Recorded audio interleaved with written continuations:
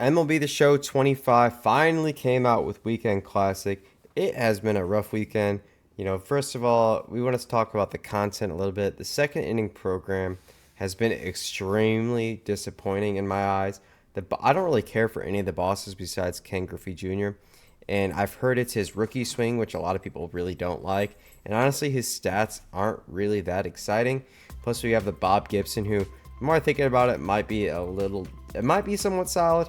And then we have the Josh Gibson, who honestly looks pretty terrible. Probably not going What a to use start him to weekend at all. league.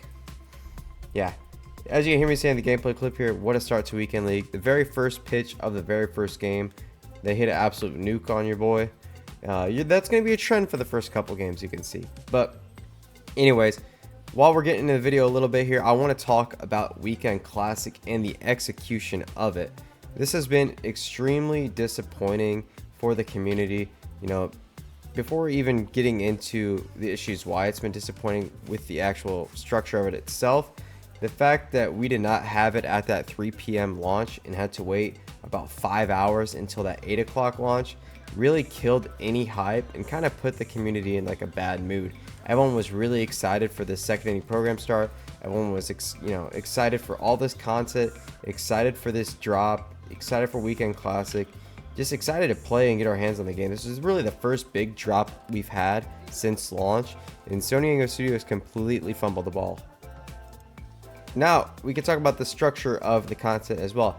If you're just looking at it without the exploits, I actually kind of really enjoy how it is set up. You play guys in your division, and you get rewards based off how many wins you get against other people in your division.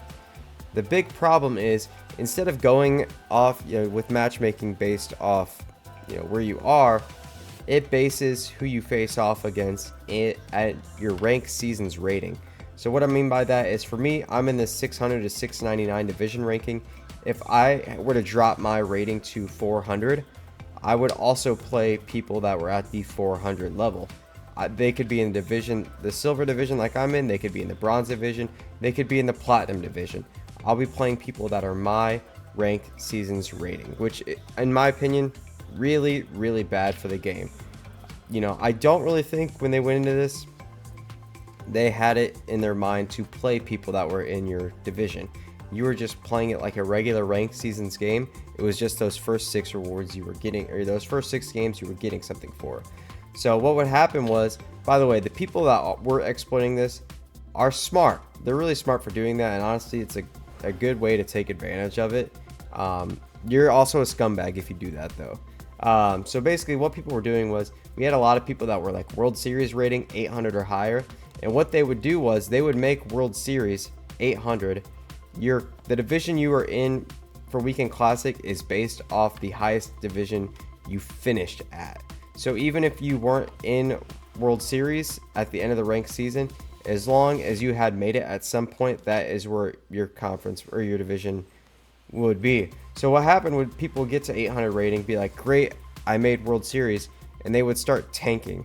So they would drop their rating down to 400, 500, and the result of that would be the people that are really, really good at this game that are in World Series would be playing these 400 to 500 level players that are decent at the game, but no match for a World Series player. And what would happen is the mediocre player would get their ass kicked, not have any fun at the game, and the guy that's in the World Series division would be rewarded for being a scumbag and basically get all of they would easily be able to go 6-0 and reap all of the really, really good rewards that you get for being in that division. But anyways, I want to hear what your guys' thoughts down in the comments below. Let me hear your thoughts of how San Diego Studios executed this Weekend Classic. What are some things you want to see them change, going into next month's, program? Could it be better rewards? Could it be like just, the fundamentals of it in general? And also, what do you guys think of this second inning program drop? Like I said, if you guys are watching, please like, subscribe. Get into this gameplay here a little bit. This very first game I played was really, really close. As you can see, it was 6-6 in the 7th inning. We had Clay Buchholz, who had come to pitch in the 2nd inning. He started throwing an absolute gem. Ketel Marte going ahead and put it in the gap off the top of the wall. and we're going to go ahead and get a lead off double. And we're kind of cooking right now in the bottom of the 7th inning here. Yordan Alvarez had a really good start for me. Base hit with 2 outs. Go ahead and give us a 7-6 lead. That's going to bring up Anthony Slam Tander. Go ahead and scoop that down and in slider. Down the line, it's hooking, it's curling, but it is staying fair. Go ahead and take a 9-7 lead. And that is what the score of this game is going to stay at until the top of the 9th, where we keep Clay Buchholz on the mound. He's at 80 pitches, but he is dealing. He can't hit the sinker. He can't hit the cutter. He can't hit any of that stuff. We're going to go ahead and pitch a 1-2-3 9th inning to go ahead and seal up our first weekend classic victory. Second game here, going up against Garrett Crochet. Take it to the bottom of the 2nd inning. We hit a perfect home run to Bryce Harper. I wasn't recording the 1st inning, but I gave up a home run on the very first batter, on the very first pitch of the game, just like I did in the 1st game. Really odd trend. I don't know what was going on there, but anyways, I had a lot of fun playing Weekend Classic. I'm not the best player, but just, you know, having something to compete for besides the same mundane, you know, try to make it to World Series push was really fun. I personally don't play ranked seasons as much as everybody else. I don't enjoy the World Series grind as everybody else. So being able to just have a different mode that was really competitive, not necessarily really competitive, but competitive enough to give you really good rewards, I had a really good time with it. Anyway, top of the 5th inning here, we give up a 2nd run with Walker Buehler. He was kind of dominating the first 4 or 5 innings of this game, but as you'll see in this next inning here, my opponent started getting on the cutter a lot, and I think that's when I had to pull him out, and I probably left him in a little bit longer than I could have. Opponent's using Josh Hader here, who I typically have a lot of success against. We have a couple base hits here. You see the fly out to the wall that unfortunately didn't go out. We have a 94-mile-an-hour line out. Really unfortunate there. That's 2 hard hit balls to start the inning, and I feel like that was just a trend for this game. We get a base hit with Yordan Alvarez, but I don't know. I feel like this game, I feel like you ever have those games where you definitely know who the better player is, but the results don't go that way. I understand that's kind of how baseball is a little bit, but I had the feeling in this game that I was the better player, and I should have beat this guy by probably a few runs. You know, we give him something hanging, and he is late on it, and he takes it the opposite way. Like, see what I mean? I had 3 hard hit balls that were outs the last inning, and this guy gets a late blooper, or not even a blooper, but just a late hit to the opposite field, which is really annoying. He is on the cutter. I will give him that. He made adjustments. He got on the cutter, and because of that, he starts scoring some runs. Probably made a mistake in not hitting the cutoff man there. It is what it is. We're up by 1. We have Ted Simmons, who seemingly kills me every time I play him, and he hits a 2-run home run, and all of a sudden we lost the lead. Honestly, the game was pretty boring from this part out. You know, he kept Josh Hader in. We got a double to the opposite field. Really good swing from us, and we're in business to start the 6th inning. Bringing up Jason Varitek, who I usually kept Ted Simmons in, but I made the mistake of chasing the multiplayer reward path when I should have just made sure I had all my best players in and I was using them. Anyways, to the bottom of the 9th, the score remains at 5-4. We lead off the inning with Corey Seager getting a hit and Terry Pendleton making a pretty good swing, but didn't quite get the PCI there. Could have potentially been a walk-off home run, but instead it is a routine fly out. We got Ketel Marte shooting it the opposite way. Gonna get a double off the wall there. If I would have pinch ran for Corey Seager like I debated on, probably would have scored there, probably would have tied the game. That is going to bring up Stan Musial, who we pinch hit for Ryan Howard, and we somehow do not get the check swing call that would have gave us a full count, and we lose our base. And then we hit a 98-mile-an-hour line out with Maynard Ramirez to go ahead and lose the game. That was just one of those games where I felt like I was the better player. I was just not getting those hits to fall, where this guy, you know, maybe wasn't hitting the ball as hard as I was and was getting those results. But good games for the opponent. anyway, you know, he still beat me. It was still a really good matchup. Third game, you can see we give up the leadoff home run. It wasn't the first pitch of the game, so we're making progress, but we gave up the leadoff home run, and some reason I am just having a really hard time in the first innings of these games. We give up a walk and a base hit here. He's got Mark McGuire, gets another base hit, and we're going to go down 2-0 early. And once again, we have a hole that we're going to try to dig ourselves out of, but we get Tommy Edman to ground into a double play, go ahead and limit the damage, and it's time for us to go hit. Going into this third game, one of the big changes I made was, okay, let me put in players that I am good with. So we went ahead, got rid of Stan Musial, put in Steve Finley. We got rid of Jason Varitek, put Manny Ramirez in. I can't remember if I took Jose Bautista out of the lineup for this game or not, but I ended up taking Jose Bautista out of the lineup as well.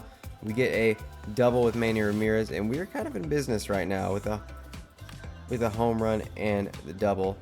And we are going to go ahead and fly out there.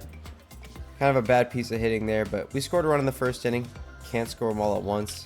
Hit opposite field, perfect with Ted Himmons. He is him. I'm going to start calling him that. Ted Himmons. Oppo Taco. Didn't feel like we hit the ball that good, but we got a perfect, so we'll take it. And we got Kettle 1 up. Another opposite field base hit. We didn't really do a whole lot of damage in terms of like hitting home runs with Ketel Marte in this weekend classic, but I tell you what, he was a base hit machine. I think he had like 3 hits in that last game. He had a couple hits this game, a couple hits in the first game. We really raised his batting average, and then Manny Ramirez was just incredible for me.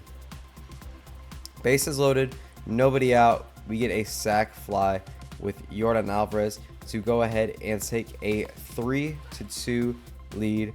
We're hitting the ball really well right now. Unfortunately, we roll over and he throws home, which probably saved our ass, because if he would have went to second right there, he more than likely has a double play, and that turns into a perfect fly ball with Ted Simmons that's gonna get off the wall. We're gonna go ahead and score 2 runs on a 2-run triple. Ted Himmons has a home run and a triple already. Put him on cycle watch. Having a really good game here so far. And Walker Jenkins goes ahead, takes Jake Arrieta, Oppo, Taco. But we're still up 5-3, and we still got 5 innings to go. Or do we? As you can see here, my opponent paused the game and never unpaused it. Normally in a situation like this, I would, I'll wait it out. I won't forfeit the game, but I was better than this guy. I knew I was going to win this game. So I just went ahead, took the forfeit win, and we are 2-1 going into my second play session of Weekend Classic. And honestly, I was having a rough morning. I played these games right when I got off of work. I'm not trying to make excuses, but I played these games pretty much as soon as I got home from work. I didn't warm up, didn't do anything. And let's just say I had a really hard time hitting the ball at all. We faced Jim Katz for the first time, and needless to say, it didn't go very well at all.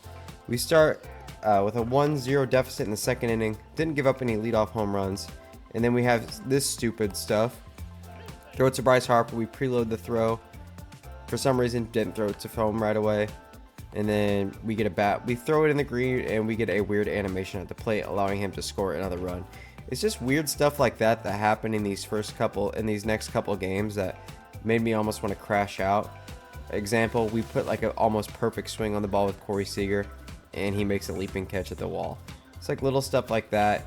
I was just destined to lose this game. I feel like my opponent was definitely, he definitely played the better game than me, but this game was for the most part really uncompetitive, and I feel like I was making some swings, and he was, and like some weird animations and stuff like that made this game a lot more of a blowout than it should have been.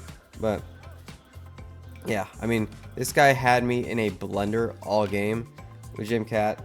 I just couldn't, I don't know what it was. I just couldn't get it. I couldn't time up anything. I felt like my PCI was decent for the most part. I was just getting fooled by that breaking stuff. He had the screwball, he had the sinker, slider, all that stuff. I felt like I was just rolling over everything.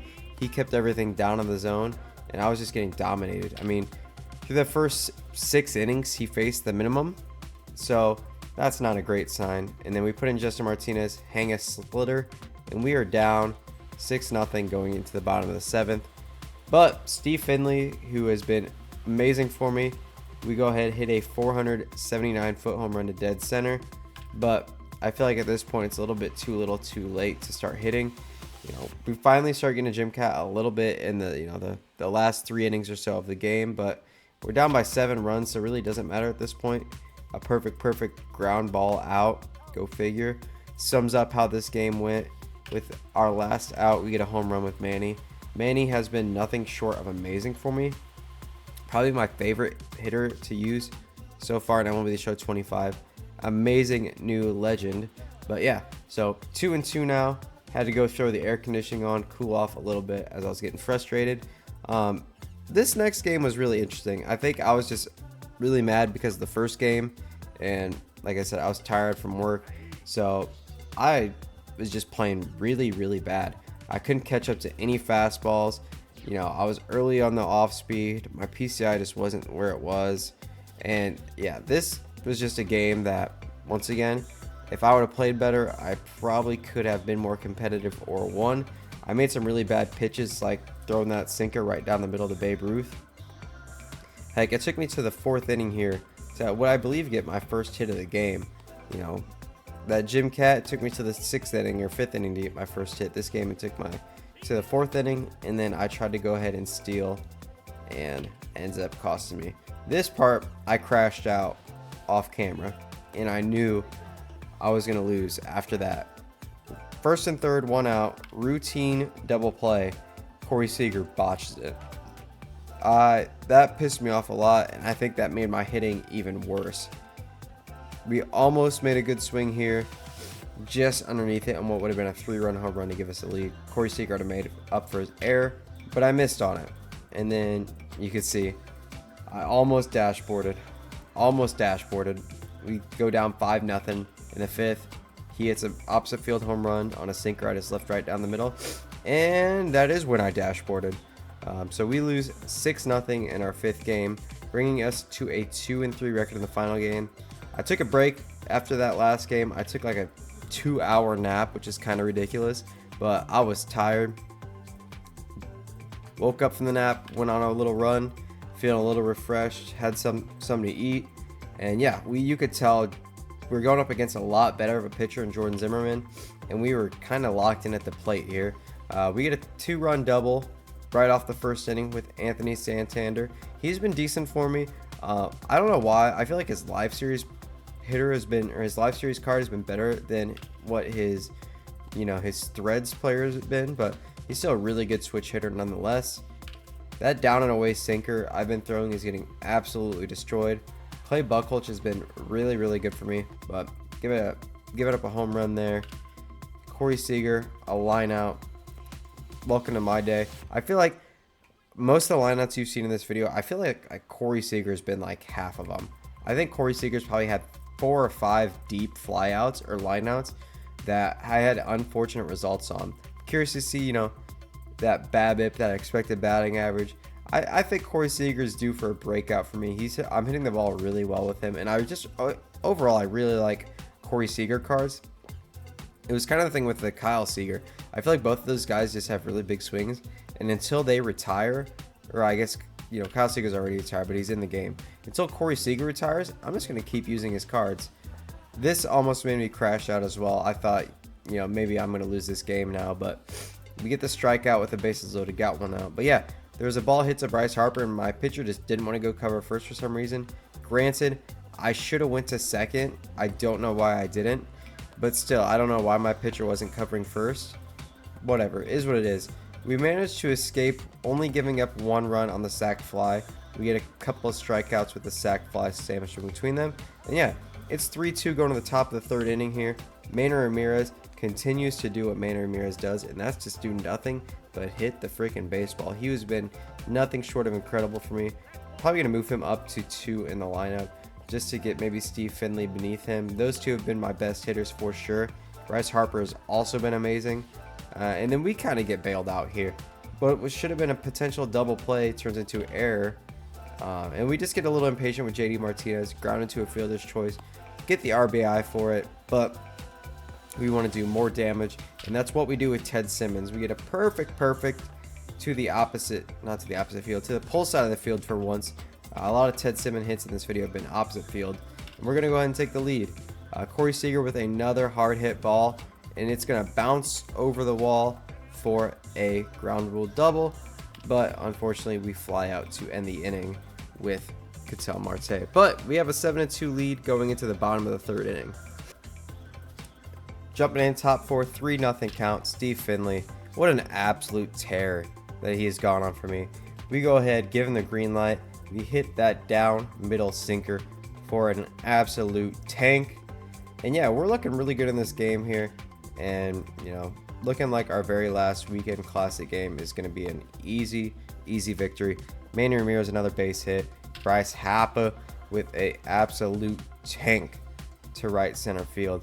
And that is going to do it for this game because my opponent is going to dashboard. So pretty cool there. I had to make it easy for us. You know, I wish I would have been a little bit more locked in for that game, or for the other 2 games like I was for that game. You know, maybe I should take a nap next time. Take a nap, get a little prepared. But yeah, hope you guys enjoyed the gameplay, but we got some packs we got to rip. So let's jump into that. We got a bunch of packs from the Weekend Classic. We got 20 show packs, some ballin' packs. I think I already had this jumbo pack. We got a few headliners and a new Threads player. So we're going to rip through those and let's go ahead and just see what we get. Ooh, James Wood, we are going to be keeping you, young man. James Wood is a nice little bronze pull. Probably not worth investing in. Boom! First diamond out of the standard pack. Show me some blue. We get purple. We get a shortstop. Is this going to be Lindor? Oh, that's a big pull. Diamonds aren't really crashing like I thought they would with Weekend Classic. I guess it's still pretty early in the weekend. I think prices still are going to go down a little bit. Just not crashing like I thought they would. That's a 60K pull right there. I think I'm going to hang on to it. Maybe buy Juan Soto, get the Mets collection done. But yeah, Francisco Lindor, welcome to the team. It's a pretty big pull. Well worth going 3-3 in Weekend League for that. And then we got Gavin Lux as well, who, I don't know. By the time this video is up, I might have been yesterday. There was a ball that one hopped off the wall. He got with his bare hand, turned around, fired it to second, made a perfect throw. Sick play. Sick play. Last standard pack. Let's see what we can get here. Nothing. We got Michael Lorenzen, which is new, which is kind of nice. We like when we get those new cards. Help with the live series collections. These jumbo packs are really fun to open. What are our odds of a diamond? 1 in 5. I didn't know they're that good. Let's see what we can get. Hopefully a couple golds, maybe a diamond. I don't know if I've ever got a diamond out of one of these packs.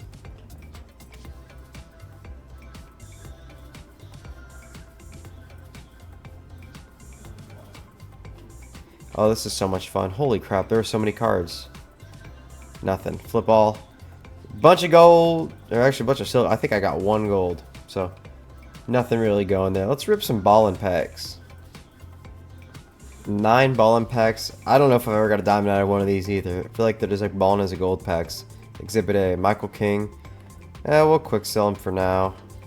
Same with Ozzy Albies. And yeah, let's just... Ooh, Cronenworth. New card. Johan Rojas, we'll just go ahead and sell you. Buck Farmer, that's a name. Alex Cobb, I remember I begged the Cubs to sign him. Oh, 2019. I don't remember how long ago it was. I don't think the defense is quite there. I'll take these golds, man. Get that stub count up very quickly. 3 more ballin' packs. They have complete garbage like normal. Yu Darvish on the injured list. Quick sell him. Oliver Dunn. Hey, he sells for 55 stubs. But looking like we're not going to get anything out of these packs per usual. I'm going to keep him. I feel like Spencer Strider's going to come back from the injured list really hot.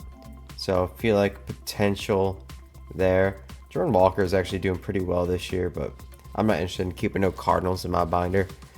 Go ahead. No, another Spencer Strider, but nothing out of these packs. Mitch Keller had a nice game. few days ago, but whatever. We got headliners 1, 2, and 5. This one is Tanner Houck, so we do not want that because he sells for virtually nothing.